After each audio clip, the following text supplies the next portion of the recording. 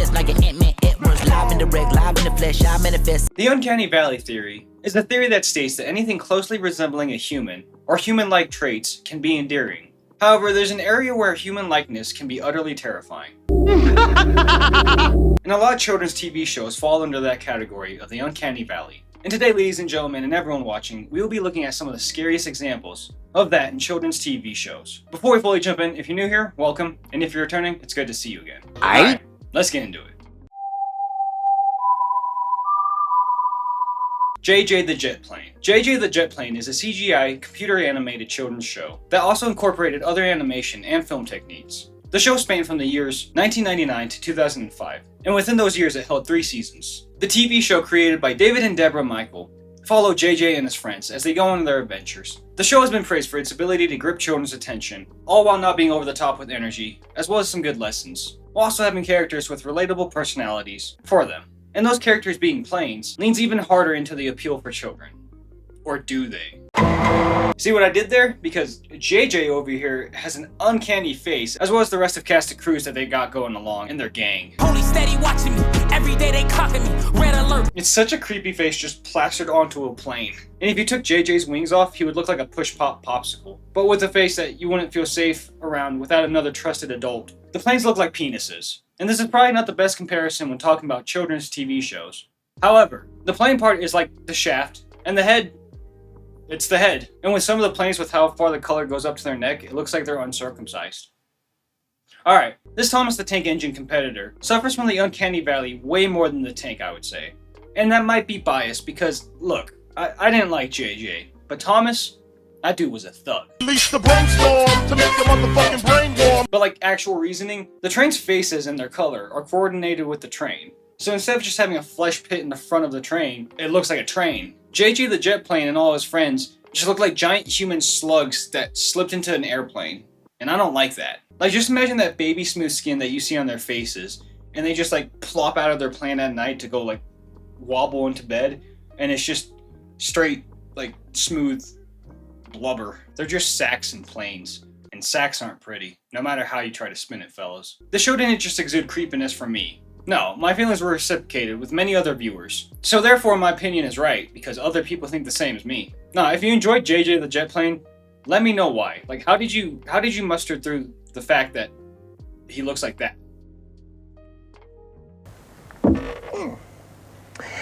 My name is Happy Hair. Pipkins. Pipkins, originally named Indigo Pipkins, started off following our main character, Indigo Pipkin, a puppet shop owner who had the help of his puppets run the shop. The show was created by Michael Jeans and Susan Pleat, and instead of Indigo Pipkins, you might just know the show as Pipkins. Because the actor who played Indigo, George Woodbridge, would unfortunately pass away as the show was filming, and the show would rename itself to Pipkins. And it also acknowledged the fact that he died, and the character himself in the show died. Not too many kids shows do that. In the revamp of the show, Indigo's assistant, Johnny, played by Wayne Larry, would become the new main character. And the show is much like any other children's show, trying to teach you, yes, you're a child, a good lesson, in a vibrant and fun way. And that vibrant and fun way was through puppets. You got Hartley the hare, Topov the monkey, and a fashionable pig. That's what they called me in high school, because they were my friends. The show aired from 1973 to 1981, with, I believe, 15 seasons. And I say believe because many episodes were unaccounted for, as well as other episodes just unaccounted for their placement. It's a partially lost TV series. Like, I could barely find any episodes of it. Yet looking at what I could find, it shows us just how frightening some of the older children TV shows can be. Being naughty. The show, while being praised, also did receive some criticisms for how the puppets looked, as some people didn't see these puppets as cute little lovable things, but rather taxidermy nightmare fuel. Nobody can see you down here. And I can't blame them, especially with Hartley. Brother looks like he's going through a rough divorce, probably the second one. And I think it's a great example of the Uncanny Valley, because puppets can be very cute and childlike. I mean, just look at that guy. He's a fine looking chap. Or really any Jim Henson puppet, besides the Dark Crystal ones. Those are like the cracked out uncle that we don't want to talk to, but they're really fun to listen to. And speaking of cracked out, Hartley the hare looks like he's been through the mud. He's so rugged, and the creepy childlike voice that Hartley has. And you can play with it. You know, You can be naughty with a glove puppet. It's obvious it's some grown person trying to be a young lad, and I don't like it. I do admire how unsymmetrical Hartley's face is. I think it adds a little bit of cuteness to it. But when he starts talking, I don't know about it. Down here somewhere. Here it is.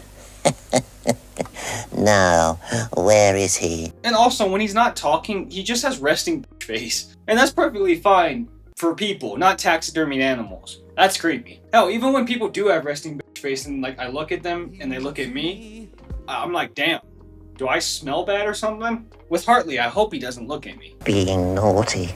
Start digging in your butt, twin. Don't touch me. And he didn't just make me feel uncomfortable. He made many other children feel the same way. Hell, someone on Reddit said that they wanted to hit him with the hammer. I don't know what Hartley did to that guy, but hey, I'll ride with him.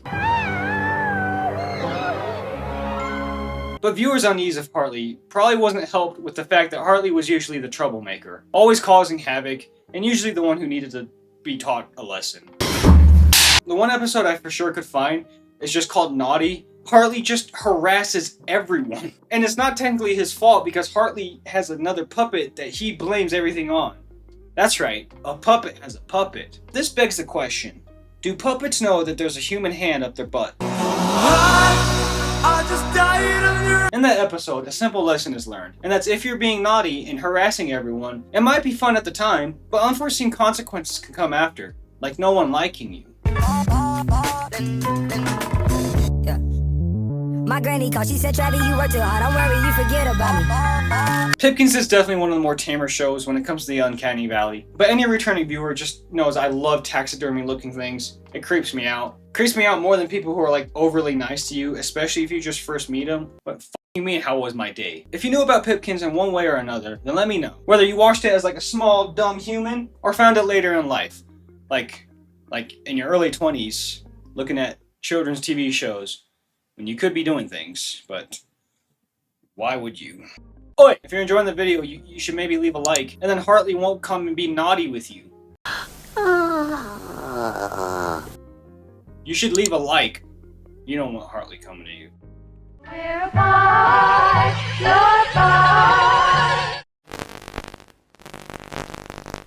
Teletubbies. Teletubbies is a live-action children's TV show featuring 4 lumpy tumors, dressed in nice, cute outfits. You got Tinky Winky.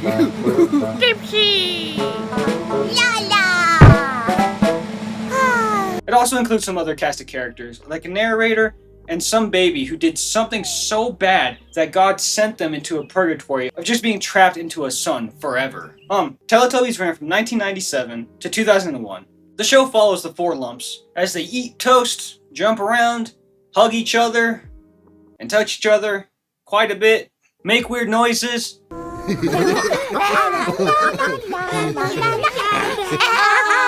And create little TVs on their stomach that shows kids, like live action kids, playing around and doing activities.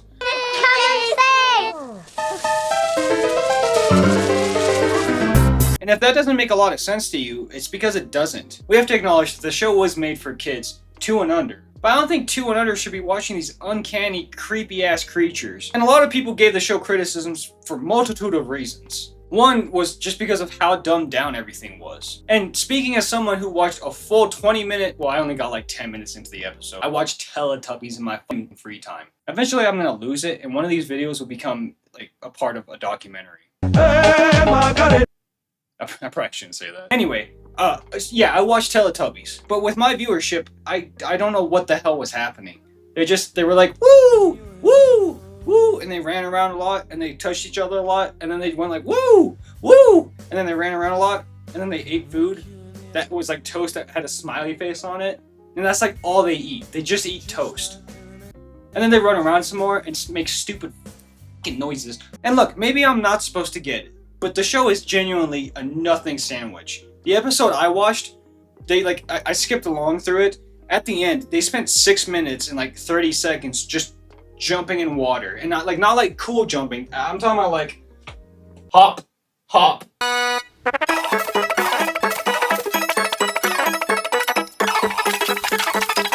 What are we doing? Are we trying to make our kids dumb? My biggest problem with the Teletubbies, as well as many, many others, is how scary the faces are, with barely any definition to the features. like cheekbones, a nose, a chin, anything that makes this. The massive beady little eyes and a fat, ugly, stupid, fat, ugly face with ears that are just skin flaps. Like, there's no holes in the ears, it's just flap of skin. It's weird. Which, again, back to the JJ the Jet plane, what if they're just lumps of skin? Think about that, a naked Teletubby. Think about it. And besides the money maker, they're huge. In the intro, they're all doing their little dances and they're standing on hills. In size comparison with the hills, they're as big as the hill just dancing. So just imagine you come up to a Teletubby. It's like Bigfoot, but like I don't think Bigfoot is. Say Drake. Not saying the Teletubbies are. Don't sue me for defamation, Tinky Winky. But the creepy faces and the fact that they never learned how to talk gave many children, including me, nightmares because I was just at the age where I was like, why aren't they talking? And while their mannerisms are supposed to resemble a toddler, it's the fact that they are huge units of creepy-faced beings. And they're trying to pretend like they're all innocent and cute, when I know they're not. I know they're not. And there's a reason why the show is more famous for how creepy it is, rather than how good of a lesson it taught. Because it didn't teach. If you were scared of the Teletubbies as a kid, let me know. And if you weren't, then you're lying.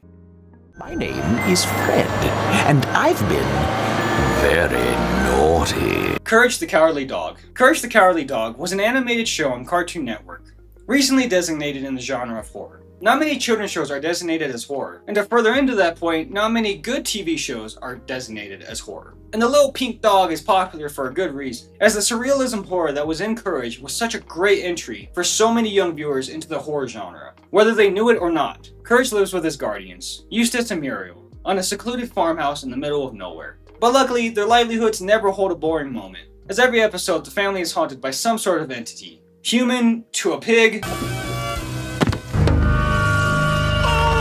to a live-action head, and within countless of episodes we find so many examples of the Uncanny Valley. So I'm just going to throw up some of my favorites. You're no farmer. And two are not.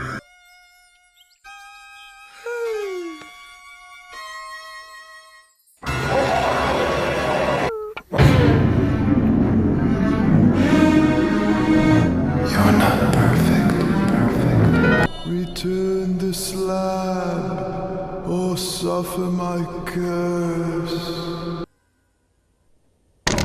D-O-G is what he spelled, and that's how I spell naughty. Freaky Fred was always my kryptonite. Just something about him reminds me of my childhood. Now. Me and my little blubbery butt with my box TV watching Courage. The good old days. And then the towers fell. The supernatural surrealist horror show that holds elements of dark comedy is responsible for so many people, especially in my generation, for their love of horror. Hell, even if they're not horror fans, they know who Courage is, and many of them are fans of him. And Courage was able to get children into horror with only 4 seasons, running from 1999 to 2002. The show was created by John Dilworth, and it is one of my favorite animated TV shows of all time. I probably put it up there with Batman the Animated Series and then like Teen Titans. If you watched Courage growing up, which antagonist scared you the most? Stupid dog! What's in there? I see something. Mr. Meaty.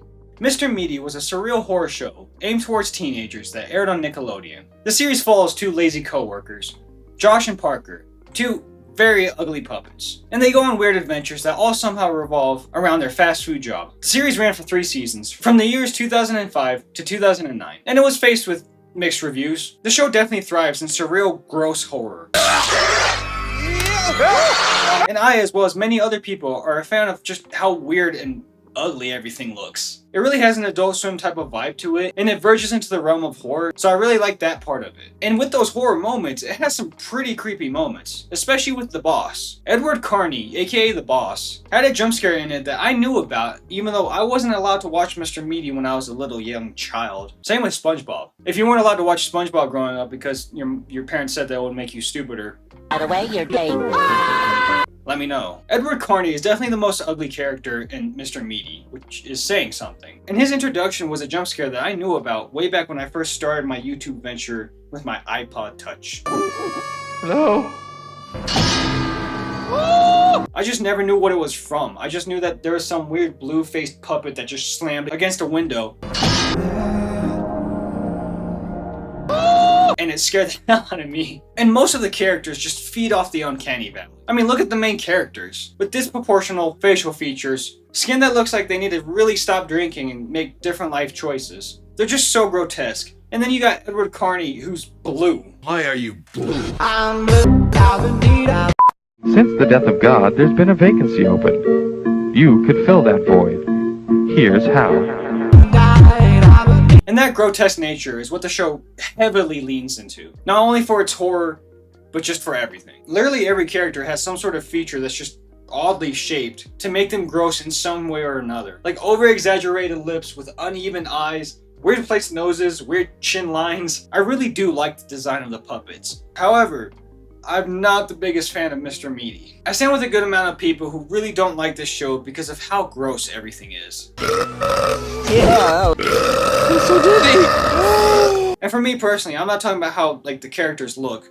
I'm just saying like what they do. There's way too many gross moments. Even as a gross young boy, even I didn't like how over the top and weird and gross everything was. Like I always felt like it was pushing the envelope a bit too much. And because of that, the reviews for the show are either people love it or they absolutely hate it. But most of those people can meet in the middle and say that most of the characters are grotesque and off-putting in so many ways. If you actually enjoyed Mr. Meaty, then let me know why.